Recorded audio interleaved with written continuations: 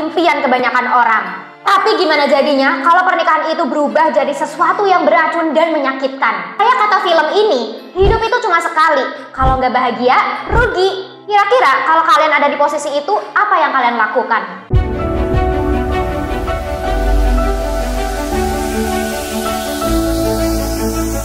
Assalamualaikum sedulur, matur nuwun sudah klik video ini. Balik lagi sama aku Nafa di Nyong Review. Kali ini Nyong mau bahas film Netflix yang lagi top 10 nih akhir-akhir ini, yaitu Sehidup Semati. Dan tenang aja, ini no spoiler. Tapi sebelum itu, yuk gabung dulu ke grup Telegram Sinless. Di sana kita bisa seru-seruan ngobrolin review film, cerita mistis, atau sharing pengalaman horor. Kalian bisa scan barcode-nya di sini atau klik link di description box. Kalau udah, yuk langsung aja kita check it out. Dengan cara kayak gitu lu ngerasa diperhatiin sama dia. Hidup Semati diklaim bergenre horror thriller dan mengangkat isu yang cukup relate ya di masyarakat Indonesia, yaitu perselingkuhan, kekerasan domestik atau KDRT, dan patriarki. Waktu pertama kali aku lihat posternya itu udah bisa ngerasain ya nuansa darknya. Terus ditambah setelah nonton trailernya, aku jadi makin penasaran nih, ini bakal kayak apa nih filmnya? Apakah bagus atau malah jadi kayak sinetron?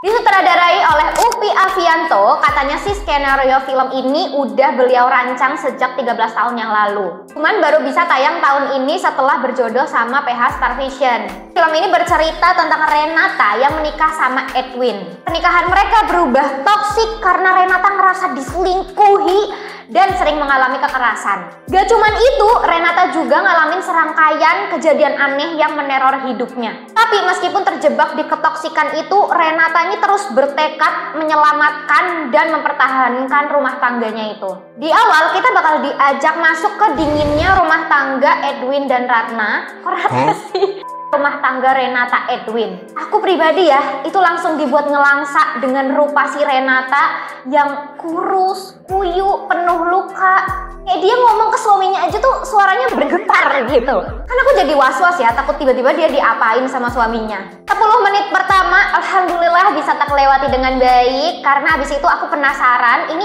horror thrillernya itu bakal kayak gimana. Meskipun dari segi jumpscare-nya bisa dibilang murahan, di film ini kita lebih dibikin takut dan tegang secara psikologis. Sedikit mirip film Possession-nya Andre Zulawski lur. Buat kalian yang ngerasa hidupnya ringan, gak ada beban, dan butuh suasana baru, kalian bisa nonton film ini. Karena pasti abis itu kalian stres. Jujur banget nih, kelar nonton ini kayaknya aku butuh bodrex karena sakit kepala aku lur. Jadi bukan cuma Renata yang gila, tapi yang nonton juga. Karena beberapa adegan gak kelihatan jelas petunjuk atau simbolnya, jadi si puzzle di film ini tuh susah buat disusun. Rumit gitu lur, bahkan jadi memunculkan beraneka ragam teori. Jadinya gak pakem dan terkesan suka-suka sutradara. Makanya ini tuh gak bisa jadi film ringan yang penontonnya tuh gak mau dibuat repot memutar otak. Aku pribadi kurang sreg ketika di paruh kedua karena temponya tuh melambat lur. Bosen dan ngantuk banget, itu mataku sampai panas. Banyak adegan yang kurasa kurang efektif, kayak yang ini ada teror ini sama ini, terus taro. Udah gitu aja. Jadi mikir lagi gitu, ini alurnya sebenarnya mau dibawa kemana? Karena terlalu bertele-tele dan repetitif. Tapi di sisi lain, aku masih bisa mempertahankan rasa penasaranku sampai akhir. Migrain dikit nggak ngaruh. Dan setelah melihat babak ketiganya, apakah puas? Tentu tidak. Ada tuh sekitar 5-7 menitan aku bengong terus muter ulang filmnya ke belakang sambil ngedumel sendiri buat nyusun teori-teori tentang misteri di film ini. Dan meskipun puyeng ya, aku sangat mengapresiasi aktingnya Laura Basuki yang jadi Renata. Buatku dia tuh berhasil mendeliver emosi kompleks yang dia rasain. Kayak di satu sisi dia ini takut sama si Edwin, tapi di sisi lain dia juga curiga, kepengen ngorek-ngorek suaminya gitu. Terus ketika dia was-was dan cemas karena diteror si setan itu sampai ke aku lur. Justru aku tuh kurang dapet nikmatnya di aktingnya Aryo Bayu yang jadi Edwin. Aku tuh beberapa kali ngeliat dia di film lain, kayak yang terkenal tuh misalkan Gadis Kretek, Terus kemarin tuh series Nightmares and Daydreams. Nah entah ya, setiap dia acting itu aku ngerasanya nada dan gaya bicaranya dia tuh sama. Kalau nggak sambil dilihat konteks filmnya, itu aku nggak bisa bedain dia adalah 3 karakter yang berbeda. Sayang, padahal dari aspek lain dia tuh keren loh Lur. Soalnya bahkan di film ini, di ceritanya ya, interaksi dia sama si Laura Basuki sama istrinya nggak terlalu intens, tapi chemistry-nya tuh dapat Lur. Aura suami jahatnya tuh berasa. Nah, selain mereka berdua ya, ada satu yang eksistensinya di film ini tuh menarik perhatian, adalah Asmara Abigail yang meranin Asmara. Dia tuh, wah, buset, intinya totalitas.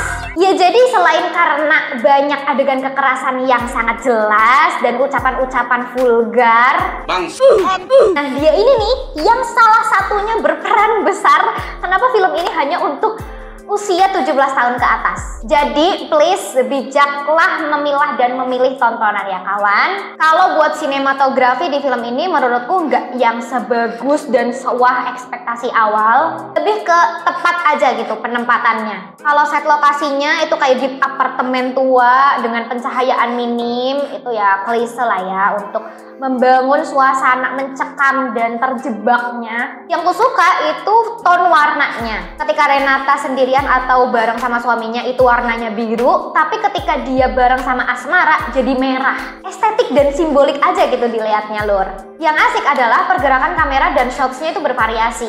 Aku suka banget tuh adegan ketika Renata lagi nyuci pakai sudut pandang dari dalam mesin cuci yang muter. Ini ada di trailer ya Lur ya. Nah itu keren menurutku karena cocok juga dibarengi sama emosi di jalan cerita ketika itu. Scoring musiknya juga nggak yang gimana-gimana, cukup aja gitu. Bisa lah ngebangun suasana dan nggak berlebihan. Pemilihan lagu Can't Help Falling in Love-nya Elvis. Pemilihan lagu Can't Help Falling in Love-nya Pemilihan lagu Can't Help Falling in Love-nya Elvis Presley. Pemilihan lagu Can't Help Falling in Love-nya Elvis Presley. Pemilihan lagu Can't Help Falling in Love-nya Elvis Presley menurutku itu menarik. Ini ngubah perspektifku banget sama filmnya. Yang tadinya tiap denger itu bawaannya tenang, syahdu, positif romantic vibes gitu kan. Tapi setelah nonton film ini, tiap kuputer tuh langsung keinget sama nuansa darknya. Jadi rada-rada kelam dan depresif gitu. Ya overall menurutku melalui film ini sutradara Upi cukup berhasil nyampein pesannya soal 3 isu tersebut. Cuman untuk beberapa penonton mungkin bakal susah nangkep maksud tersiratnya gara-gara alurnya yang terlalu rumit jadi susah dicerna. Jadi apakah film ini worth it untuk ditonton? Iya. Tapi kalau kamu lagi banyak pikiran, dipertimbangin dulu deh. Oke, itu dia review dari aku. Rate untuk film ini 5,8 dari 10. Thank you udah nonton sampai selesai. Like, share, subscribe, dan nyalain notifikasinya biar kalian bisa selalu update sama video terbaru kita lainnya. Dukung kita juga lewat Saweria, linknya ada di description box. Dan jangan lupa join grup telegramnya karena aku gak sabar buat ngobrol sama kalian di sana. Kalian bisa langsung scan barcode-nya di akhir video nanti. Sampai ketemu lagi. Assalamualaikum.